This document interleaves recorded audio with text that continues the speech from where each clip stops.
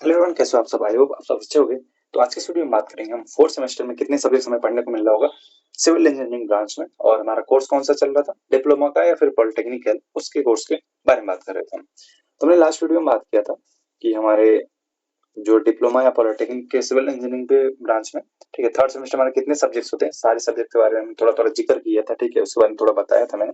तो वो हमने लास्ट वीडियो में कर दिया था। अगर आपने पिछले पुराने वीडियोस नहीं देखे हैं, जैसे कि फर्स्ट सेमेस्टर का हमने बात किया था कितने सब्जेक्ट्स होते हैं, सेकंड सेमेस्टर की बात किया था हमने कितने सब्जेक्ट्स होते हैं, और लास्ट वीडियो में बात किया था थर्ड सेमेस्टर में कितने सब्जेक्ट पढ़ने को मिलता है, ठीक है। और आज की इस वीडियो में बात करेंगे हम फोर्थ सेमेस्टर में हमें कौन कौन सब्जेक्ट हमें पढ़ने को मिलेगा, पूरे सब्जेक्ट्स के बारे में देखेंगे कि पूरा सब्जेक्ट हमें कितना पढ़ने को मिलता है, ठीक है, फोर्थ सेमेस्टर में। तो देखते हैं, ये रहा हमारा फोर्थ सेमेस्टर, ठीक है। ये हमारा फोर्थ सेमेस्टर हो गया। इसमें हमें पहला सब्जेक्ट क्या मिलेगा, हाइड्रोलिक्स, जिसको आप देखोगे, अगर आप पहले से सुना होगा ना आपने, तो इसका नाम हमारा क्या पड़ता है, एफ एम मतलब फ्लूइड मैकेनिक्स, ठीक है।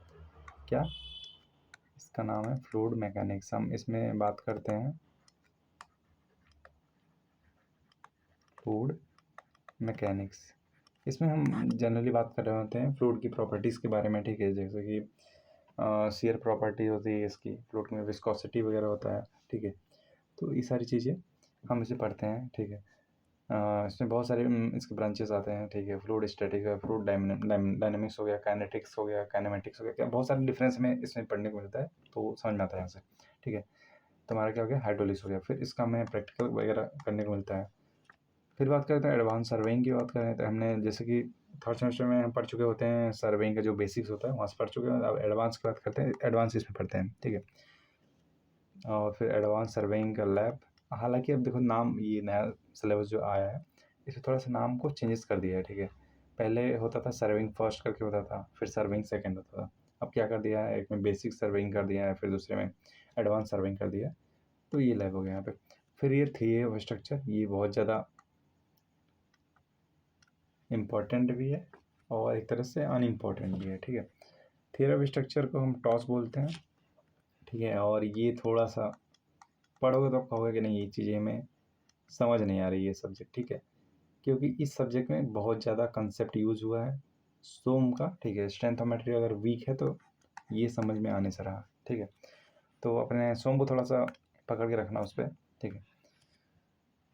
फिर उसके बाद हम बात करें तो design of reinforce cement concrete structures, ठीक है, जिसको आरसीसी स्ट्रक्चर वो बोलते हैं। तो ये आरसीसी स्ट्रक्चर में रेनफोर्स सीमेंट कंक्रीट के नाम से जानते हैं, ठीक है, जैसे यहाँ पे मेंशन थे। तो इसके बारे में इसमें पढ़ोगे कि हमारा जो पीसीसी के बारे में जानते हो। देखो, पीसीसी होता है एक, पीसीसी, इसको हम क्या बोलते हैं, plane cement concrete, plane cement concrete, ठीक है। क्या, प्लेन सीमेंट कंक्रीट।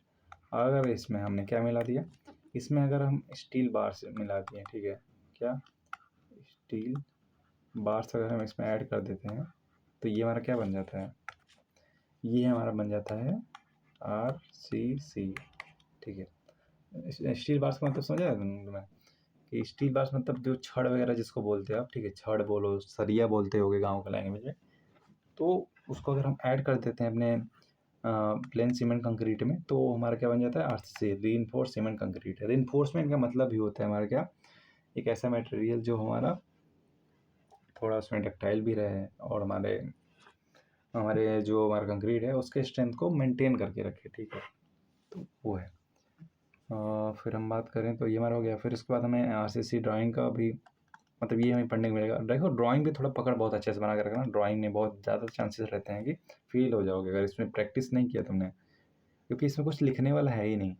इसमें आता है ड्राइंग बनाने को, अगर ड्राइंग बनाओगे नहीं, उसमें लिख के आओगे तो फेल हो जाओगे, सिंपल सी बात है, ठीक है। तो ड्राइंग में रोज़ प्रैक्टिस करना है, और कब प्रैक्टिस करना है वो मैं बताऊँगा, ठीक है। जब मैं डिटेल सिलेबस के बारे में बात करूँगा तब बताऊँगा। फिर बात करें तो हमारा क्या है, वाटर रिसोर्स इंजीनियरिंग, ठीक है, वाटर रिसोर्स इंजीनियरिंग, इसके बारे में पढ़ोगे। फिर उसके बाद हमारा है पब्लिक हेल्थ इंजीनियरिंग, इसके बारे में पढ़, पीएचई इसको बोलते हैं। और फिर क्या हमारा यहाँ पे, essence of Indian knowledge and tradition, ये कुछ एडिशनल है, ठीक है। तो इसके बारे में जब हम सिलेबस देख रहे होंगे कंप्लीट डिटेल में, तो इसके बारे में वहाँ से हमें पता चल रहा होगा। अभी हम कुछ आइडिया नहीं लगा सकते इसमें, ठीक है। तो ये हमारा क्या था, 4 सेमेस्टर का कंप्लीट हमारा जो सब्जेक्ट्स हैं, हमारे कितने सब्जेक्ट हमें पढ़ने को मिल रहा होगा, कितने प्रैक्टिकल्स करने को मिलेंगे, ये सारी चीज़ें थी। पहला क्या था, हाइड्रोलिक्स था, दूसरा क्या था, हाइड्रोलिक लैब था, ठीक है। एडवांस सर्वेइंग था, फिर एडवांस सर्वेइंग लैब था, फिर थियरी ऑफ स्ट्रक्चर जिसको टॉर्च बोलते हो, फिर आरसीसी स्ट्रक्चर था, फिर उसके बाद आरसीसी ड्राइंग था, फिर उसके वाटर रिसोर्स इंजीनियरिंग था, फिर पीएचई पब्लिक हेल्थ इंजीनियरिंग, और ये कुछ एडिशनल था। तो इसके बारे में हम देखेंगे डिटेल में जब बात कर रहे होंगे। तो ये था हमारा 4 सेमेस्टर सिविल इंजीनियरिंग ब्रांच का, ठीक है। कंप्लीट सब्जेक्ट जो हमारे 4 सेमेस्टर में कौन कौन से सब्जेक्ट हमें पढ़ने को मिल रहा होगा, उसके बारे में ये था, ठीक है। बाकी हम नेक्स्ट वीडियो में बात कर रहे होंगे, हम 5th सेमेस्टर के कंप्लीट सब्जेक्ट्स के बारे में बात करेंगे, कौन कौन सब्जेक्ट पढ़ने को आपको मिलेगा। तो बाकी थैंक यू,